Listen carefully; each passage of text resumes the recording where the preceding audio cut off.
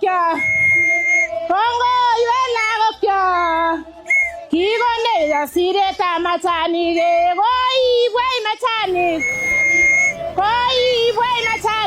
signed an agreement to facilitate the purchase of premium purple tea varieties and promote Kenya's specialty teas across French retail networks, creating opportunities for value addition and high income for our farmers.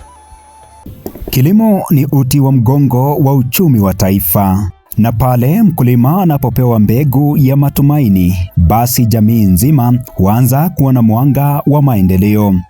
Ningependa kuwajulisha wakulima wa majani chai ya kwamba serikali inafanya juu chini kutafuta market pale pengine au kutafuta njia nyingine kupeleka majani chai kwa soko hasa ya upande wa Pakistan, China, Egypt, UK na upande zingine. Kwa miaka mingi kaunti ya Baringo imekuwa ikitajwa zaidi kwa ufugaji na mazao ya kawaida, lakini sasa upepo mpya wa mageuzi ya kilimo unaanza kuvuma. Naam, karibu kwenye makala maalum ya Kilimo Leo, ambapo leo tunaangazia usambazaji wa miche ya majani chai katika eneo bunge la Eldama Ravine, wadi ya Lembus, maeneo ya Mwachon, Torongo, Tugumoi na viunga vyake. Mimi ni Kamau Waithaka.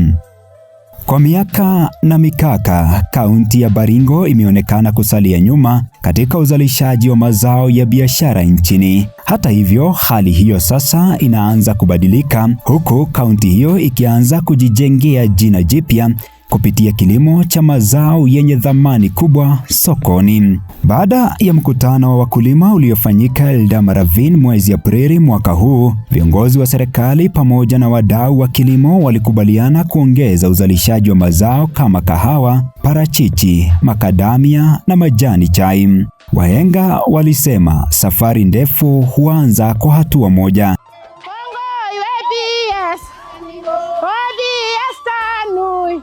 Na sasa hatua hiyo imeanza kushuhudiwa katika eneo la Mwachon na viunga vyake, ambapo wakulima wamepokea takriban miche 50,000 ya majani chai. Hafla hiyo ya usambazaji wa miche ilifanyika katika shule ya msingi na sekondari ya Mwachon, ikiwaleta pamoja viongozi, wataalamu wa kilimo na wakulima kutoka maeneo mbalimbali. David Kosgei, ambaye ni mkulima na mwenyekiti wa wakulima eneo la Mwachon, amepongeza mpango huo akisema kuwa utasaidia wakulima wa eneo hili ambao kwa muda mrefu wamekuwa wakitegemea ufugaji wa maziwa kama chanzo kikuu cha uchumi. Tukiwa cooperative society, hasa kazi yetu hasa ni kusanya maziwa ya wakulima alafu tunauzia. Kwa hivyo tulikuwa na deal sana na maziwa, lakini wakati huu jua kwamba kama chai imeingia, basi wakulima wetu watakuwa na pesa, sio kama hapo beleni. Tumekuwa tukipata kutoka wakulima wakiuliza ni wakati gani pesa ya maziwa inaingia, lakini wakati huu sasa najua kwamba pesa ya maziwa ikiingia, pesa ya chai inaanza kuingia vile. Kwa upande wake, Abraham Limo, mkulima wa majani chai kutoka Mwachon, anawahimiza wakulima kukumbatia kilimo cha mazao mbalimbali yenye faida katika soko la kisasa ili kuinua maisha yao. Anasema mazao kama parachichi, kahawa na majani chai yana uwezo mkubwa wa kuongeza kipato cha familia nyingi. Wananchi wote, chakua panda chai kidogo, weka avocado kidogo, ng'ombe, zero grazing, ili tutoe umaskini. Mimi naona Mwachon 3 to 5 years hakuna hii watu wote watakuwa tajiri. Utaona vile maisha manyumba ile wanaishi itakuwa high class sababu ya uchumi. Tukitoa mchango tunatoa, hata tutaita tuna support direct. Mimi ni mkaji wa Tugumoi, amenye Tugumoi, Pastor Neba Deliverance Church. Mageuzi haya ya kilimo hayajawavutia wakulima pekee, bali hata viongozi wa dini. Mchungaji Robert kutoka eneo la Tugumoi amesema kuwa hatua hii ni fursa kubwa kwa wakazi wa eneo hilo, huku akiwahimiza wakulima kuwekeza katika kilimo hicho ili kuwasaidia kukidhi mahitaji muhimu kama kulea na kusomesha watoto wao. kwa sababu mimi si kati ya wazee, niko hapo katikati. Nataka kuambia hii watu wenye tuko katikati, wenye tunang'ang'ana saa hii na mpira ya kucheza kupeleka watoto shule. Shule imekuwa expensive. So usipochangamuka my friend utachanuliwa. So changamuka na chai, tupande chai, tung'ang'ane na hii kazi, tukamate udongo sawa sawa. And I'm very sure tutapeleka watoto shule na tutahangaika. Na kama wewe ni mchungaji kama mimi, unajuanga hatuna mshahara. So kama wewe ni mchungaji kama mimi, kamata udongo, kanyaga vizuri. Naye Vincent Abuje, mkurugenzi wa kilimo katika serikali ya kaunti ya Baringo, ameulinganisha mpango wa majani chai na ule wa kahawa ulioanzishwa miaka michache iliyopita. Anasema kilimo cha kahawa sasa kimeanza kunawiri na ana matumaini kuwa katika kipindi cha miaka 6 ijayo kilimo cha majani chai kitakuwa kimepiga hatua kubwa katika kaunti ya Baringo. Acha kwanza nichukue fursa hii kushukuru National Government kwa hii support ya miche ya chai. Unajua kama kaunti ya Baringo chai huwa amini. So na hiyo yote ni kwa sababu acreage yetu ni kidogo, yani ile shamba tuko nayo ni kidogo sana ukilinganisha kwa ile mapu ya Kenya.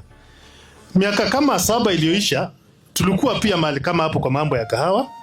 But at least right now kahawa anywhere Kenya inajulikana kwa one tuko nayo ni kubwa sana.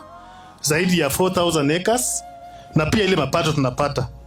So mimi kuhimiza tu wakulima kuwa pia tukitia same bidii kwa mambo ya chai in the next muda miaka 5 miaka 6 mapato ya kulima kutokana na mambo ya chai itakuwa somewhere. Aidha, viongozi mbalimbali wameusifu uongozi wa sasa wa Rais William Ruto kwa juhudi zake katika kuwawezesha wakulima nchini, hasa katika kaunti ya Baringo. Pia juhudi za katibu katika Wizara ya Habari na Mawasiliano, Mhandisi John Tanui, zimetambuliwa kwa mchango wake mkubwa katika kuhamasisha maendeleo ya kilimo eneo hilo. Milka Toromo, afisa mkuu wa kilimo katika serikali ya kaunti ya Baringo, amesema kuwa uwekezaji huu utafungua milango mipya ya maendeleo kwa wakazi wa eneo hili. Mshaiona vitu kama hiyo? Saizi kahawa Baringo inamwakwa fua kwa sababu ya current leadership ambayo tuko nayo. Nataka nishukuru pia. Asanteni kwa kazi ile mnafanya. Sisi kama watu wa Baringo tutawashikilia. Jitihada hizi pia zimepongezwa na mwakilishi wadi maalum Sharon Keter, ambaye amesema kuwa mpango huu utaimarisha maisha ya wananchi na kusaidia eneo la Mwachon kukua kiuchumi kwa kasi. CPS ameleta maendeleo mingi sana huku Mwachon. Najua leo nimekuja Mwachon nikajiuliza hapa sio reserve tena. Hapa inaitwa Mwachon City, si ndio? Kwa upande wake David Chepkoni, afisa mkuu mtendaji wa Nyayo T-Zones, amesema kuwa shirika hilo litashirikiana na viongozi kuhakikisha mpango huo unafaulu. Amesema wana idadi kubwa ya miche ya majani chai tayari kwa usambazaji. So tutashirikiana na hao bega kwa bega, wasaidie nyinyi, watupe list na tuko na miche mingi sana. Aidha, amesema kuwa kupitia juhudi za Mhandisi John Tanui, shirika hilo limepata eneo maalum la Tea Buffer Zone ndani ya msitu wa Chemsusu, ambapo kutakuwa na mashamba ya mfano ya majani chai ili kuhamasisha wakulima wengi zaidi kuingia katika kilimo hicho. Lengo kuu likiwa ni kuwekeza katika zaidi ya ekari 500 za majani chai, hatua ambayo inatarajiwa kusababisha ujenzi wa kiwanda cha majani chai katika eneo hilo. We have also gotten a lot of support from PS Tanui. Na ametusaidia, tumeweza kufanya kazi na KFS na kuna ile msitu inaitwa Chemosus. Onge Chemosus. So tutaestablish tea buffer zones huko. So tutapanda chai along the buffer zones yenye tutaweka huko Chemosus. Tuimize wakulima wapande yao pia, alafu tufike eka at least 500, alafu tulete kiwanda ya chai hapa. Kongo iweties, odies Tanui, kigone ngasiretam. Kwa hakika huu ni mwanzo wa safari mpya ya mageuzi ya kilimo katika kaunti ya Baringo. Kupitia kilimo cha majani chai na mazao mengine ya biashara, wakulima sasa wanaanza kuona matumaini mapya ya kuongeza kipato, kuboresha maisha yao na kuimarisha uchumi vijijini.